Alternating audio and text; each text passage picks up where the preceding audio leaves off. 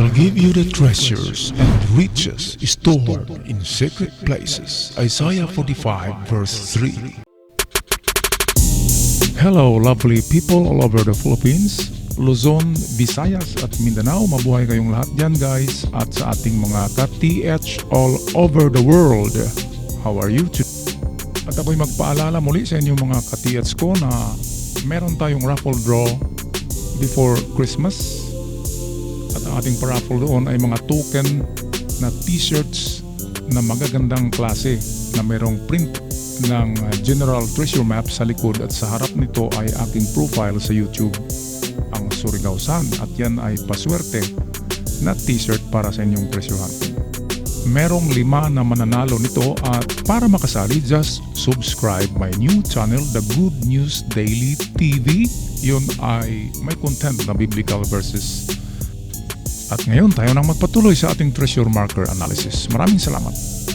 Okay mga katiyats, magandang treasure marker ang isang ito.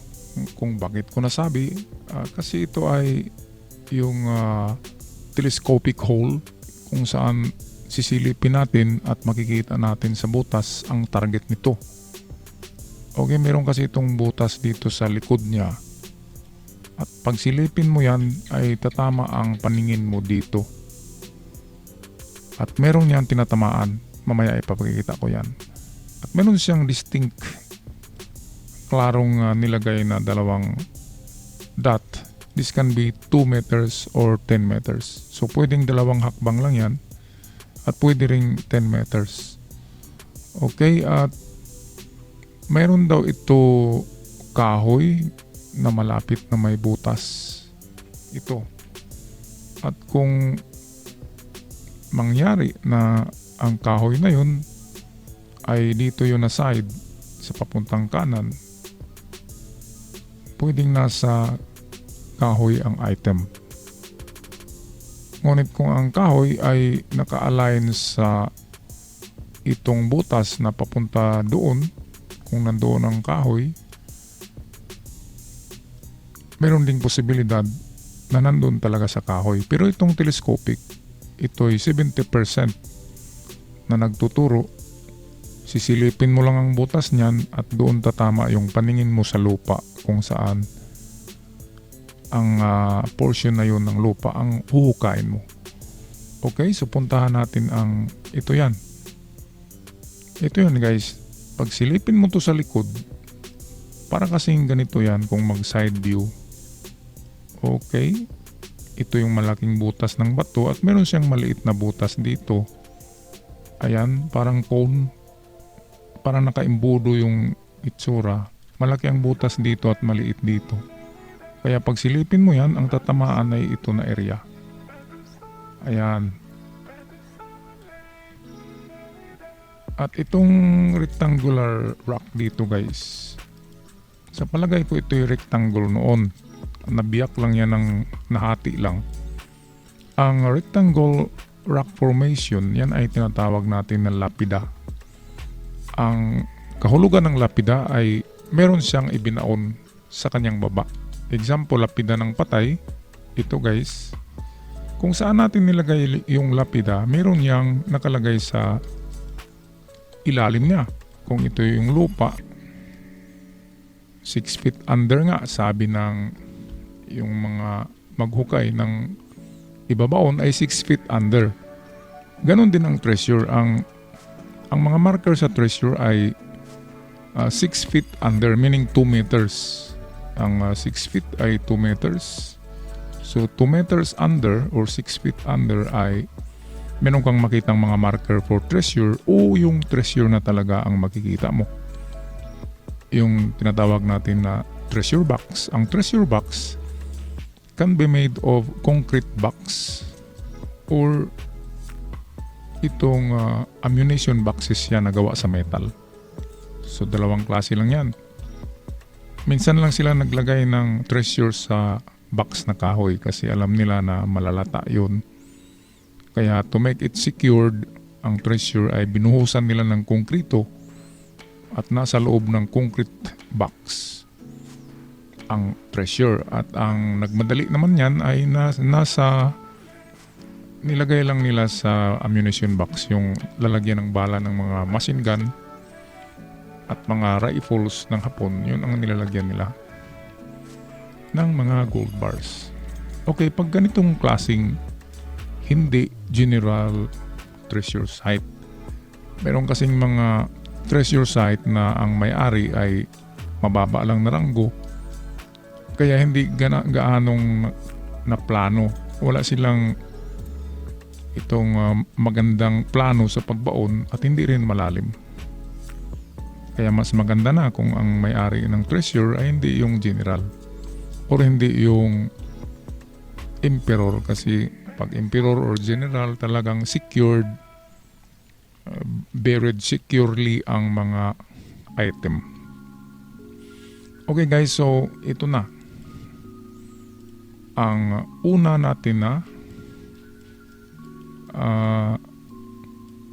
method or unang atake or approach natin ay silipin nyo dito guys.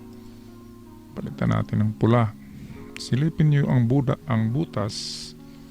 Meron kasing maliit yan na butas dyan. Okay, silipin nyo at kung saan tatama siya, okay, yan kasi nagaganyan, naka-cone yan, parang flashlight ang vision yan, galing sa maliit and then bubukas siya. Ganyan ang vision pag sisilipin natin yung butas sa likod. Okay, at ito yung suspect ko dito guys na marker. Itong rectangular rock, pwedeng marker yan na nagsasabi na mayroong ibinaon sa ilalim yan. Dito tayo sa ibabaw. Ito yung rectangular rock guys. Kaya galing dyan, ito yung ground halimbawa. Okay, so maghukay kayo dyan ng 2 meters deep. Okay, 2 meters deep. Yan ay test dig lamang. At sa 2 meters deep, 6 feet underground, ay meron na kayong makitang mga HTM or final marker to the treasures.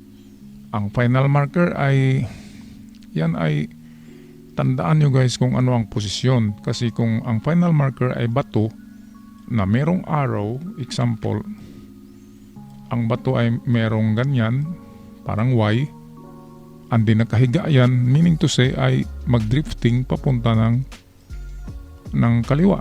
At kung ang bato naman ay nakatusok at ang Y ay nakatayo, ibig sabihin ay magpatuloy tayo sa baba. Okay, kaya napaka-importante ng mga HTM or mga marker sa ilalim ng lupa. Tandaan nyo palagi ang posisyon, lalo na yung mga bato na triangular na gaganyan. Okay, kung nakatusok ba yan, nakahiga, yun ang mga direksyon na ibibigay nila. At mayroong mga tuldok yan or mga guhit, ang ibig sabihin niyan ay mga distansya at dagdag na lalim pa. Kaya karamihan ang guhit ang distansya, ang mga dot ay ang lalim pag nasa ilalim ng lupa ng mga marker. Okay, kaya be careful guys, pag makakita kayo ng bato na may mga marka ay sa 2 meters deep, ay i-record nyo kung ano ang posisyon niya at anong lalim nyo nakuha, para sa pagbalik nyo muli, alam nyo na mag-drifting right or drifting left kayo. Drifting means liliko tayo ng horizontal, left or right. Ang tunnel kasi ng Hapon ay hindi yan palaging vertical. Ang tunnel ng Hapon ay lumiliko-liko yan sa ilalim ng lupa. Gaya nung vlog ko doon sa The Golden Boy, nandoon yung isang example ng tunnel na paliko-liko siya. Okay, so pangalawa, ito yung una guys ha. Ito ang ating suspect, kaya diyan tayo maghukay. Pangalawa, nahukay natin ay itong may kahoy. Okay, kung ang kahoy ay naka-align sa dalawang dot na ito guys. Okay, kung ang kahoy ay papunta doon, and then yan ay 10 meters. Kung ganyan na mangyari yan, na eksaktong 10 meters ang layo ng kahoy galing sa marker na ito, meaning to say nandun mismo sa kahoy, sa baba mismo ng kahoy ang item. At kung ang kahoy naman ay sa ganitong direksyon guys, pwede rin dito. Itong center ng hole, and then papunta siya dyan sa kalagitnaan ng dalawang butas. At sa distansya na 10 meters pa rin, kung ang kahoy ay nasa east, dito guys, papuntang east yan. Ibig sabihin ay nandun talaga sa kahoy ang item. Okay, at baka yung rectangle dito, baka ito ay pointer lamang to the tree. Kung ang tinuturo naman ng rectangle na bato na ito guys, okay, sabihin natin na ganito ito. Noon, kung naka-align dyan ang kahoy, example ito, kunin natin ang gitna, at ang kahoy ay nasa banda rito, wala kasing mapa, kaya hindi natin alam kung saan yung kahoy. Kung ganyan na 10 meters din ang distance galing sa lapida, ganun pa rin ang ibig sabihin, nasa kahoy pa rin ang item. At kung papunta naman siya dito guys, dito na banda, kung ang kahoy ay nandito, so ganun pa rin, sa 10 meters distance ay kahoy talaga ang tinuturo niya. At ang lapida ay hindi. Ang lapida sa baba ay walang laman.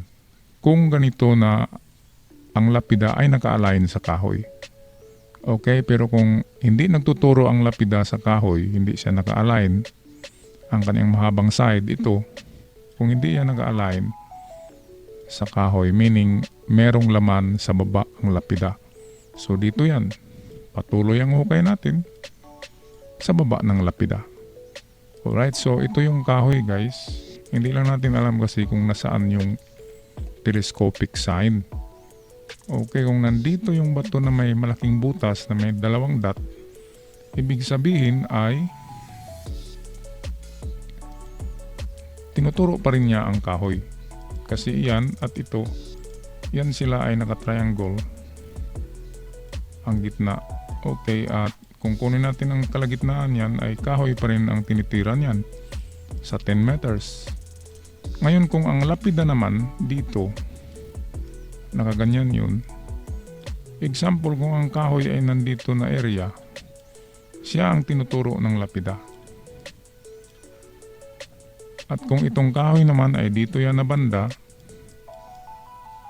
dahil sa merong dalawang dot dito, pwede natin i-align ang dalawang dot at ang kahoy pa rin ang ituturo niyan sa 10 meters.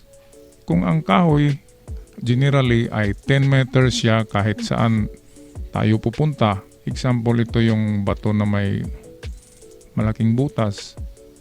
At sa perimeter niya na 10 meters, kahit saan dyan sa apat na direksyon, basta tatamaan dyan ang kahoy, ang item ay nandoon talaga sa kahoy at wala sa lapida.